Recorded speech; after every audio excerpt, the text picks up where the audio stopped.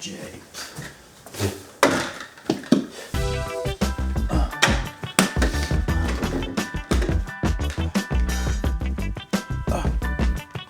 Fujifilm Acros. This is my favorite black and white film, and I want to tell you why. Today I wanted to give you a quick hitter. I'm in the middle of moving my office from my office that you're used to seeing to our den. And today is kind of a lazy day for me. We had a job that we had to reschedule because it started snowing, and I've got a little bit of editing on my plate, but just wanted to give you guys a quick overview of why I think Fujifilm Acros is the best black and white film stock. Let's go ahead and hop into it.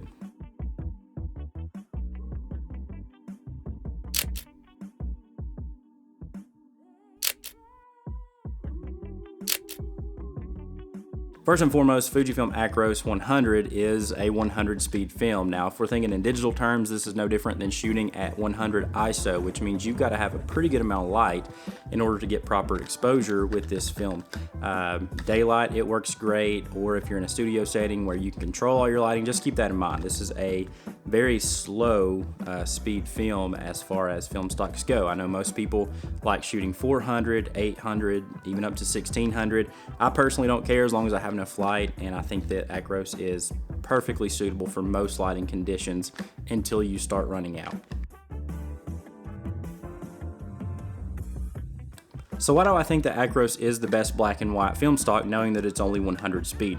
First off is contrast. Now, if you remember a few videos back, I gave my thoughts on Ilford HP5, and while I do like Ilford, especially now that I shoot it at 100 in order to bring more contrast in post, I don't like it straight out of the box because it's a very flat film stock, and whenever I shoot film, I'm not the type to put it into Lightroom and edit it. I want the film to be developed, and literally I use what I get. Now, if you watch other channels from photographers who are 10 times better than I am, such as GX Ace, he's one of my favorite, and his production quality of his videos is out of this world, literally.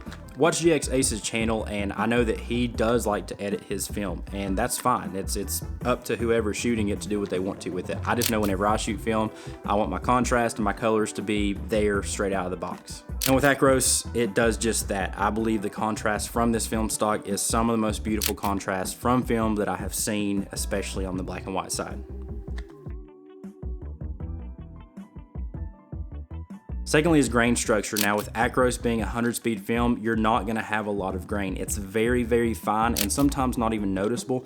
This isn't a problem for me. One of the filmic qualities of film is the grain that you get, and while that is a beautiful look, with black and white, I typically prefer a little bit of a cleaner image, and Acros does just that. Most of the time, the grain is not even noticeable, and I would assume that if you did want to bring some more grain into it, you could push it in development. With it being 100, probably can only push it to a 50 speed and then bring it back one stop. That would probably bring in a little bit of grain, but I really like shooting it clean. I love the grain structure from Acros right out of the box.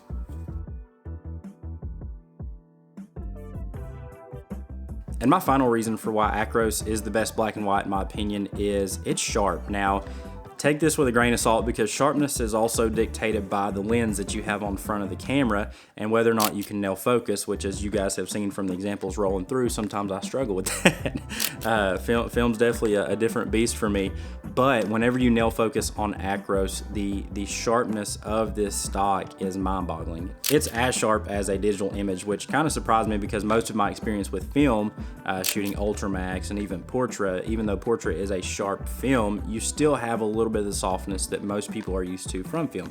With Acros, whenever you nail focus, it is sharp as a tack, and I think that's a pretty cool quality.